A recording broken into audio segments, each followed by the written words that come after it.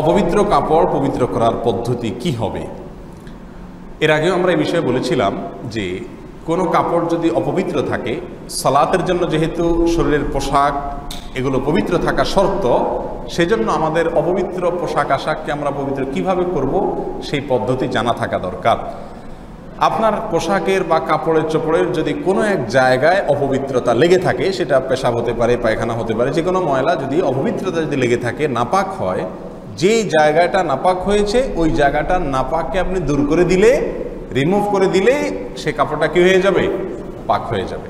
কথার কথা, কাপড়ে কোনো এক জায়গায় পেশাব লেগেছে, তাহলে যে জায়গাটা পেশাব লেগেছে ওই জায়গাটা যদি আপনি পানি ধুয়ে হালকা ডোলে আপনি ওইটাকে পরিষ্কার করতে পারেন, এবং নাপাকের কোনো আলামত যদি আর না থাকে, নাপাকের আলামত যেমন ওই নাপাক বস্তুটার গন্ধ অথবা তার বর্ণ কালার এর কোনোটাই যদি না থাকে, কোনো আলামতই আর যদি না থাকে, তাহলে সেটা কি হয়ে যাবে? ইনশাআল্লাহ পাক হয়ে যাবে।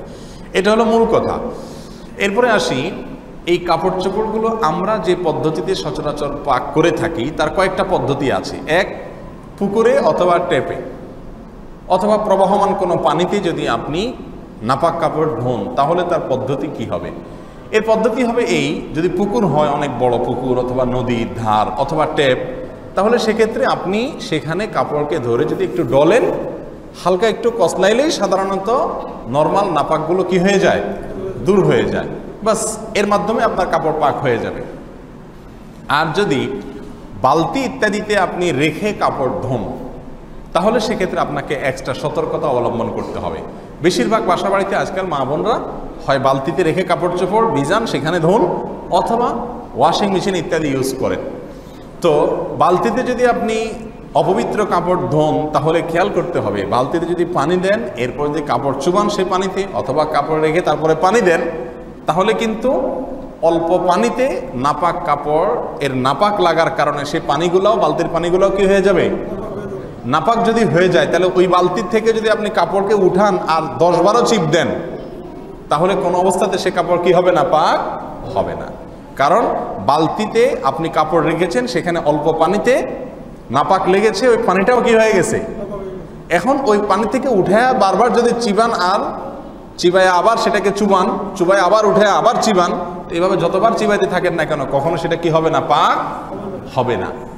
আপনি বালতিতে রেখেছেন পাউডার ইত্যাদি দিয়া, ঠিক আছে, সেখান থেকে ময়লা দূর হলো, এরপরে আপনাকে আলাদা ট্যাপের পানিতে ধরে সেটাকে কি করতে হবে? চিবাইতে হবে, তাহলে সেটা কি হবে? ইনশাআল্লাহ পাক হবে।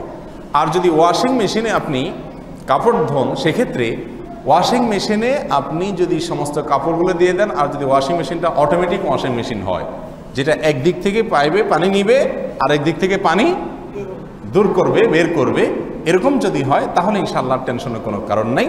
সেখানে পানি একদিক থেকে আসলো আর একদিকে চলে গেল, নাপাক পানিটা স্থির থাকলো না।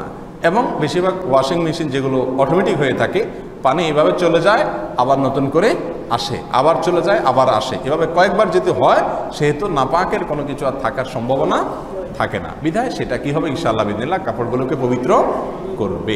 তারপরেও সবচেয়ে ভালো হয় যদি আপনি ওয়াশিং মেশিনে বা বালতিতে অনেকগুলো কাপড় একসাথে ধোন, যেই কাপড়টা নাপাক আছে ওইটাকে টেপের সাথে হালকা একটু আগে চিবায়া নাপাক অংশটা দূর করে তারপরে এবার সবগুলোকে একসাথে রাখেন, তাহলে আর কোনো সমস্যা থাকবে না। এই হলো মোটামুটি কাপড়কে পাক করার পদ্ধতি। কিছু ভুল ধারণা আমাদের সমাজে প্রচলিত আছে। অনেকে মনে করেন কাপড় ধোয়ার শুরুতে যদি বিসমিল্লাহ না বলা হয়, তাহলে কাপড় কি হয় না? পাক হয় না। এটার কোনো ভিত্তি নাই। হ্যাঁ, যদি বিসমিল্লাহ বলতে পারেন, একেবারে টয়লেটের কমোডের আশেপাশে না হয়, পবিত্র জায়গায়, ভালো জায়গায় হয়, তাহলে যে কোনো ভালো কাজের শুরুতে মুমিন বিসমিল্লাহ বলবে, সেই হিসাবে বলেন তো ভালো। কিন্তু বিসমিল্লাহ না বললে কাপড় পাক হবে না, এরকম কোনো কথা নাই। আবার অনেকে মনে করেন যে এতবার চিবাইতে হয়, 3 বার চিবাইতে হয়, 5 বার 7 বার চিবাইতে হয়, না হলে নাপাক থেকে যায়। এটাও ভুল ধারণা। চিবানোর কোনো নির্দিষ্ট সংখ্যা নাই যে 3 বার 5 বার 2 বার এতবার এটাকে নিংড়াতে হবে, চিবাইতে হবে, এরকম কোনো কথা নাই। আপনি ধুয়ে সেটাকে নাপাকটা দূর করে ফেললেই হলো। এখন নাপাক দূর হয়েছে কিনা এটা বুঝবেন কিভাবে? ওই যে নাপাকের জন্য যদি কোনো কিনা থাকে, আলামত না থাকে, তাহলে বুঝবেন নাপাক কি হয়ে গেছে? দূর হয়ে গেছে।